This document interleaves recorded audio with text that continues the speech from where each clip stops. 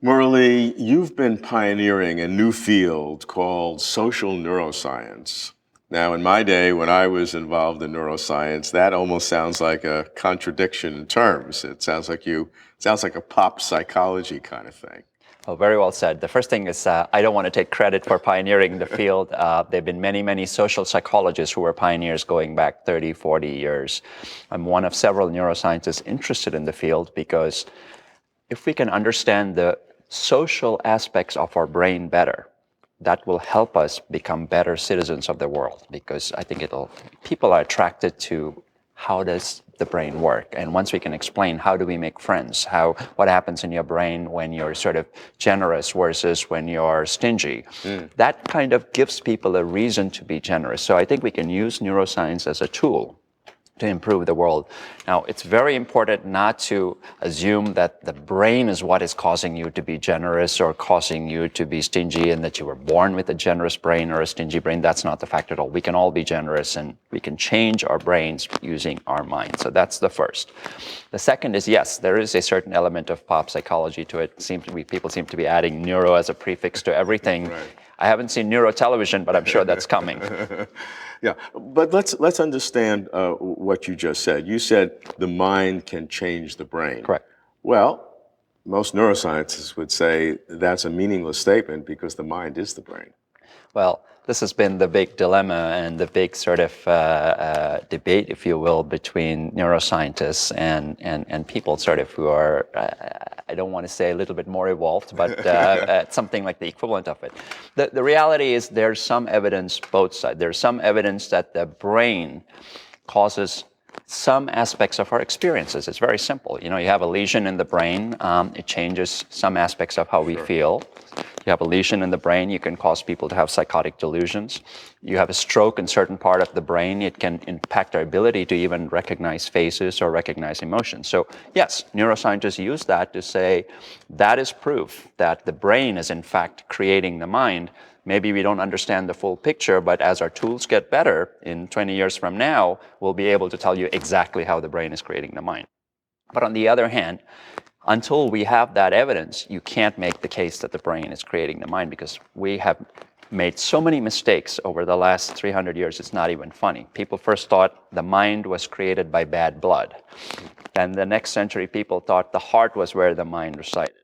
Then you had phrenology, where people thought there were small regions of the brain that created all kinds of emotions. And now we have this more sophisticated concept where we think, neuroscience is what's creating the mind. And I think all of those are going to be disproven. There's still, despite 50, 60 years of modern neuroscience research, we still can't pinpoint where joy comes in the brain.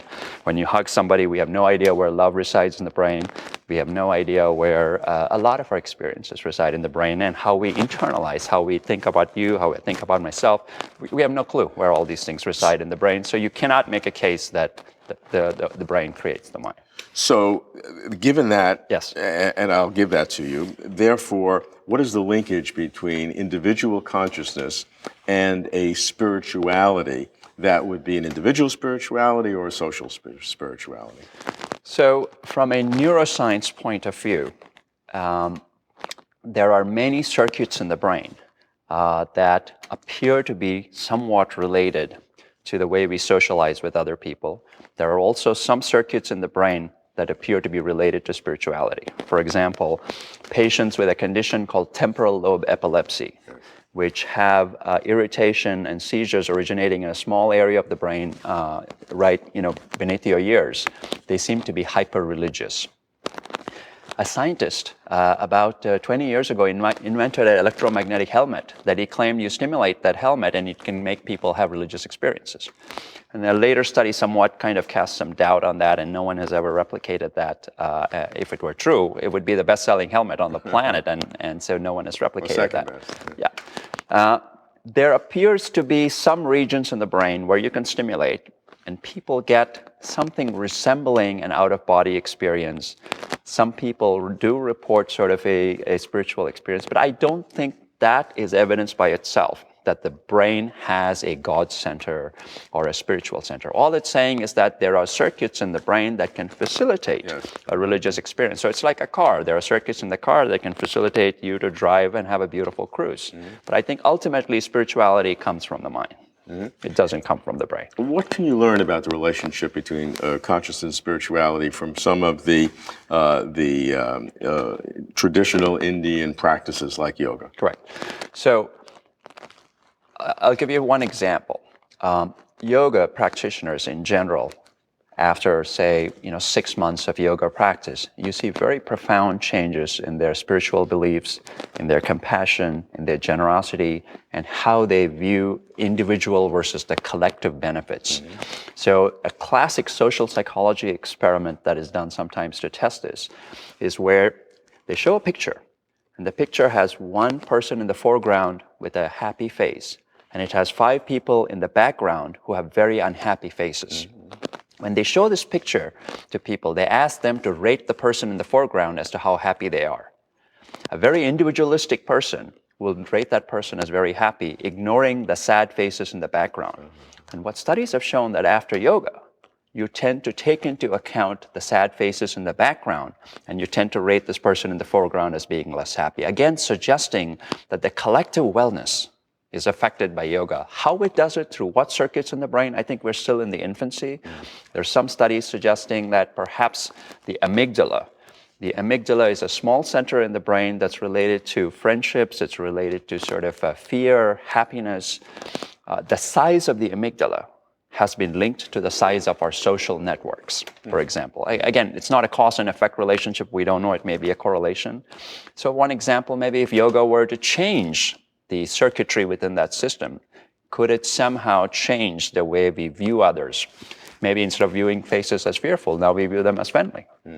So that could be one mechanism. It's a wild theory, but I think there are many, many ways that yoga could induce a social transformation. We certainly can see the evidence that yoga has these social transformations. You've given us several different brain mechanisms by which it can occur. You're not sure exactly how. Would you be comfortable with a model that would say that all the impact that yoga has in terms of our spirituality, our social compassion, are mediated by brain function? You can explain it all in physical terms. I don't think I'm confident enough to say that. I think a portion of it certainly is mediated through the brain, but there are many brains in our body. We used to think of the brain as typically something that's in our head. We know the gut has its own brain. We know that there are probably other mini sort of brains, if you will, in other tissues. So we don't exactly know if the brain is the only. But those are also physical. They're also relatively physical. You don't need to appeal to some amorphous consciousness to explain the effect. So I would say that the brain is certainly physical tools such as the brain are certainly the ones that we can tangibly study. But I suspect the benefits go far beyond that.